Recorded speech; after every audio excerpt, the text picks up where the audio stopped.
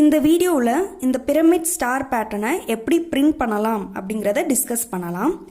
So இதில் நமக்கு left hand side empty spaces இருக்கிறதுனால நம்மளோட லாஜிக்கில் எப்பயும் போல் ஃபஸ்ட்டு இந்த எம்டி ஸ்பேசஸ் பிரிண்ட் பண்ணுறதுக்கான ஃபார் லூப்பை எழுதிக்கிறணும். அதுக்கப்புறமா இந்த ஸ்டார்ஸ் பிரிண்ட் பண்ணுறதுக்கான ஃபார் லூப்பை இன்க்ளூட் பண்ணணும். Right hand side empty spaces இருந்துச்சு அப்படின்னா அதை இக்னோர் பண்ணிடுங்க. ஏன்னா நம்ம இது பிரிண்ட் பண்ணால் போதும். Right hand side just new line entry பண்ணாலே ஆட்டோமேட்டிக்காக இங்கே கண்ட்ரோல் வந்துடும். ஸோ ரைட் ஹேண்ட் சைடு இந்த எம்டி ஸ்பேசஸ் இருக்கிறத நம்ம இக்னோர் பண்ணிடலாம்.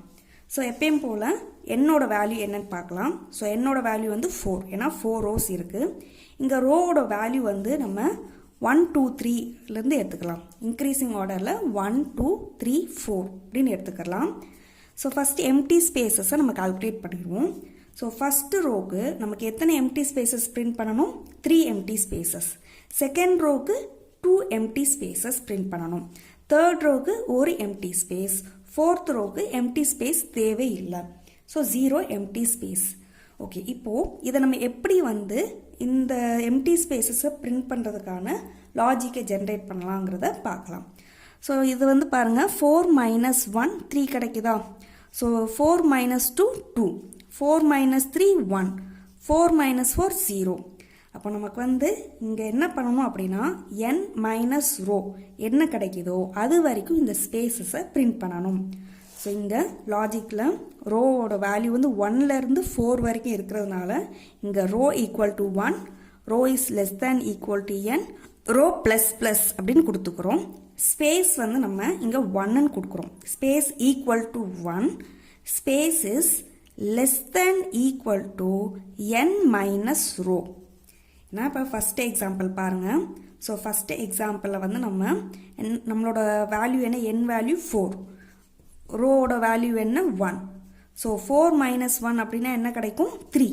அப்போ நமக்கு 1லேருந்து 3 வரைக்கும் இங்கே எம்டி ஸ்பேசஸ் பிரிண்ட் ஆயிரும்.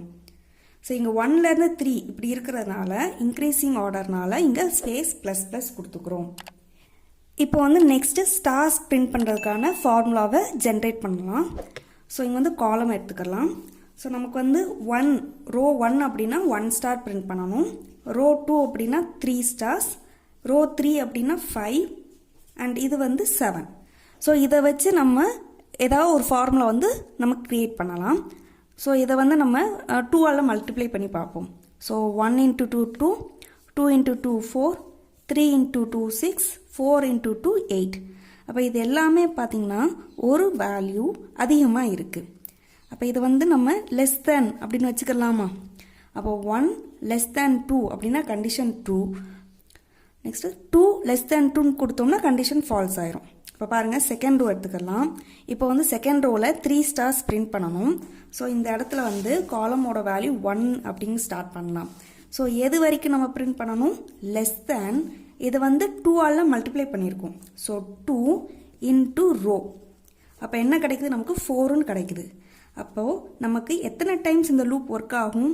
1. நெக்ஸ்ட் இன்க்ரிமெண்ட் பண்ணுவோம். அப்போ 2 3 வரைக்கும் இன்க்ரிமெண்ட் ஆகும்.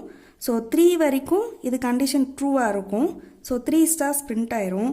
நெக்ஸ்ட்டு 4ன்னு இன்க்ரிமெண்ட் ஆகிறப்போ இங்கே கண்டிஷன் ஃபெயில் ஆயிரும். அப்போ இந்த ஸ்டார் பிரிண்ட் ஆகாது. So next new line break entry ஆனதுக்கப்புறமா திரும்ப நெக்ஸ்ட் ரோலேருந்து ஸ்டார்ட் ஆயிரும். ஸோ அப்போது இங்கே நம்ம எப்படி பண்ணலாம் அப்படின்னா அந்த ரோவோட வேல்யூவை 2ஆல் மல்டிப்ளை பண்ணுறோம். மல்டிப்ளை பண்ணி அதை லெஸ் தேனாக நம்ம கண்டிஷனாக க்ரியேட் பண்ணியிருக்கோம்.